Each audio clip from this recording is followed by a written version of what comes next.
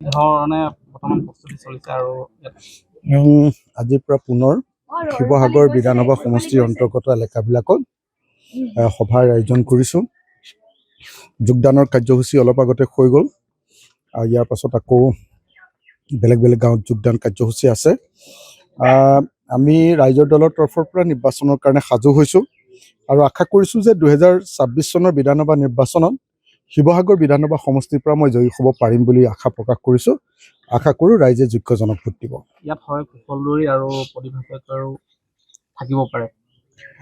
মই ভাবোঁ যে প্ৰদীপ দা যথেষ্ট ছিনিয়ৰ মানুহ।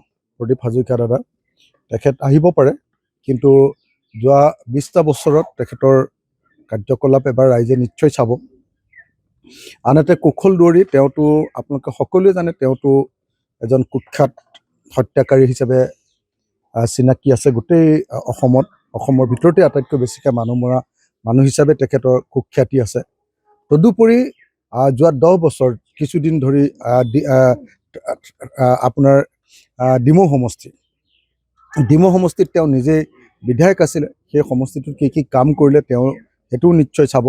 আৰু নিশ্চয় সকলো মানুহ, মই ভাবোঁ যে যাৰ বয়স 50 বছৰ প্ৰত্যেকজন মানুহৰে মনত আছে কেনেকৈ কুশলদৰীয়ে আমাৰ প্ৰত্যেকখন গাঁৱত মানুহক হত্যা কৰিছিলে, মানুহক অত্যাচাৰ কৰিছিলে, নিৰ্যাতন কৰিছিলে, সকলোৰে মনত আছে।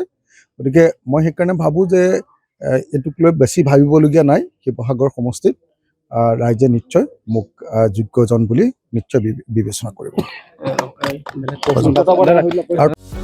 যিকোনো খবৰৰ বাবে যোগাযোগ কৰক আমাৰ এই নম্বৰত 9181 307 221।